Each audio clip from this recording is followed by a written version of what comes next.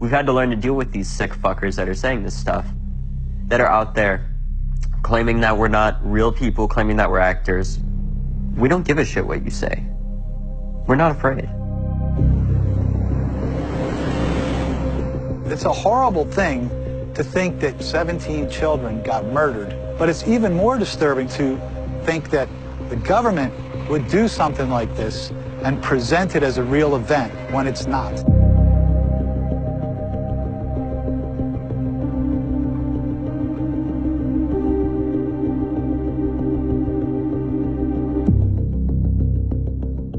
This isn't a fucking conspiracy, this is real life, and people are fucking dying.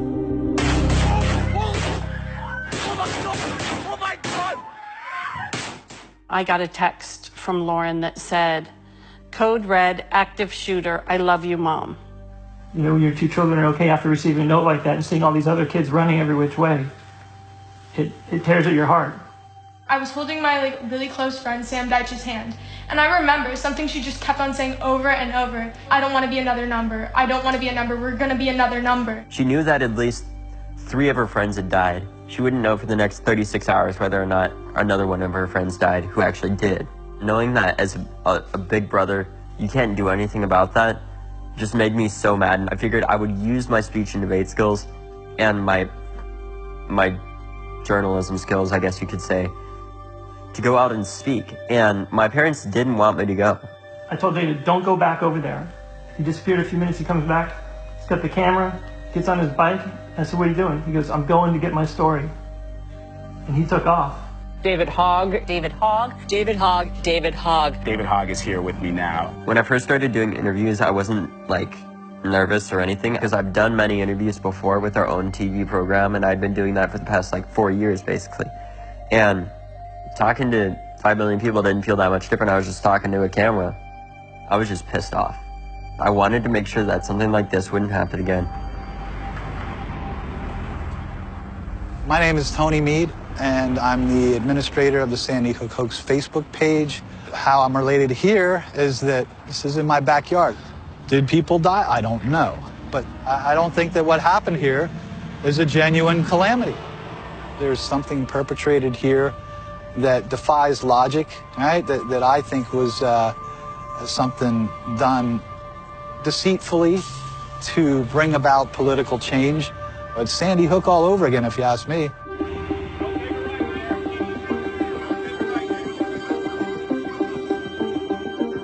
I am Lenny Posner, and my son was murdered at the Sandy Hook Elementary School shooting.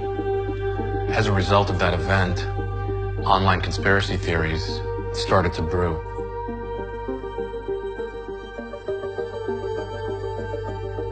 There's almost nothing different in the conspiracy theories relating to the Parkland shooting. The Hoaxer playbook is immediately finding any inconsistency in any footage that's being shown online and then freeze framing it and drawing circles and lines and arrows on it and claiming that this is fake, that's staged, this person is practicing their lines. They want to scare us. They want to make us feel unsafe. A lot of today's hoaxers are mentally ill, and they think that what they see on the web and TV is just a reality show. And so if it's a reality show, then everything is staged and everyone is an actor.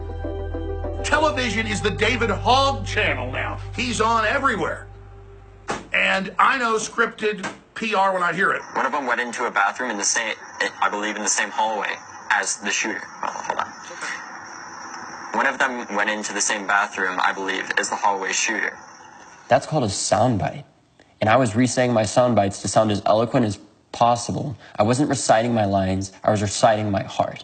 I mean, it is incredible, though, to watch fake news in action. I mean, this is how you murder the truth. And I don't know if David Hogg understands this. He probably doesn't.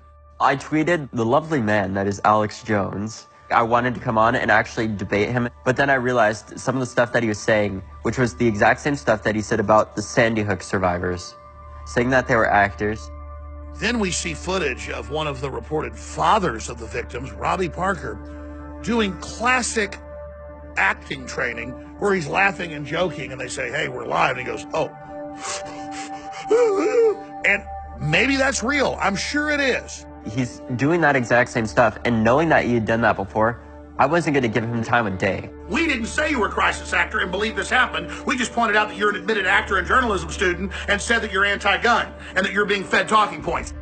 Alex Jones was probably the first one that created the narrative of Sandy Hook victim dies again.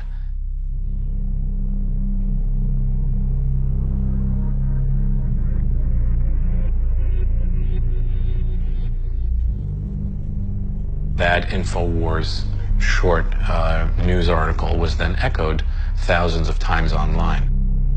Lenny Posner, one of these supposed parents of a victim at Sandy Hook, Noah Posner, he's certainly been determined to quell any information regarding the Sandy Hook incident. And of course, it's disguised by he's a poor victim who wants to preserve the legacy of his child. This child has no this child has no legacy. Nobody cares about this kid. And this kid is a flash in the pan. Sandy Hook is years behind us now. The only people that care about it are the people that want the truth. I mean, who wouldn't point this out? I mean, is the Pakistan bombing fake? I mean, one of these two is fake. There's a large profit in this. So we know that Alex Jones makes upwards of $50 million a year spreading this type of insanity. So what used to be very, very remote has now picked up traction. The Facebook page is an online meeting place for all of these dysregulated people.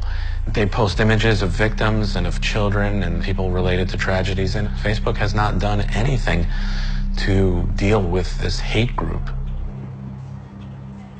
This is what I do. I spend anywhere from 2 to 6 hours a day updating and monitoring stuff on the Sandy Hook Hoax Facebook page.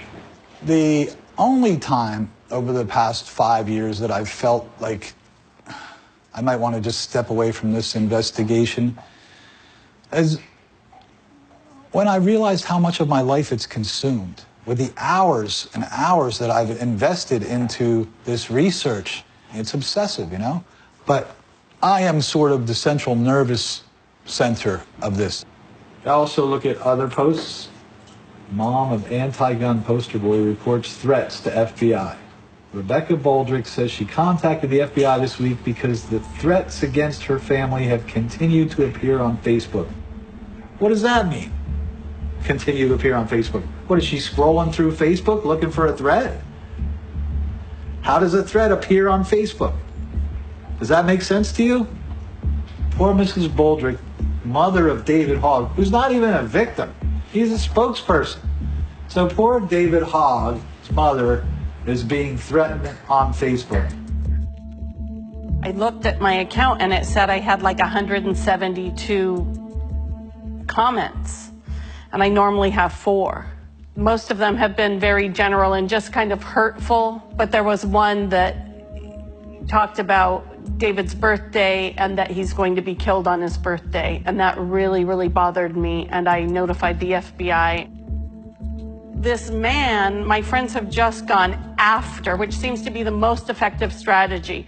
So his friends and neighbors know that he is harassing victims of the Douglas shooting.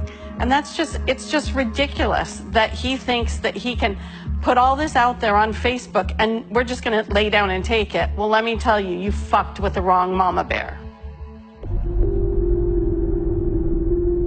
I don't question myself. And I'm also a good person. I don't question my morality. I've always been good to people. I don't do what I do and to hurt anyone, you know? They want to know, what if you're wrong? Oh, I'm going to be so sorry and apologetic to everyone. But it's like, what if water's not wet, okay? What if the sky's not blue? Well, I think it'll get a lot worse. They are turning these conspiracy ideas against people, against victims. And that's a very dark evolution. Right now, the internet is a largely unregulated space. We've seen the empowerment of the mentally ill, and the mentally ill ideas have been spreading. Trolling for this generation of high school students and online bullying is a 24/7 occurrence anyway, so they're not surprised by it.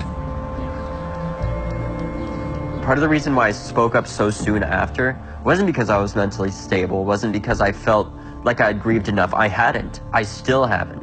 People grieve in different ways, and I think David was more active through his grief. I'm not sure he's processed it yet, but I think that's how he's dealing with it. I believe what I have experienced and what I know to be true, and the evidence that I've seen repeatedly points to the fact that this is contrived events that are not genuine. When they say that I'm an actor, any of these other people are actors, we're not. We're kids.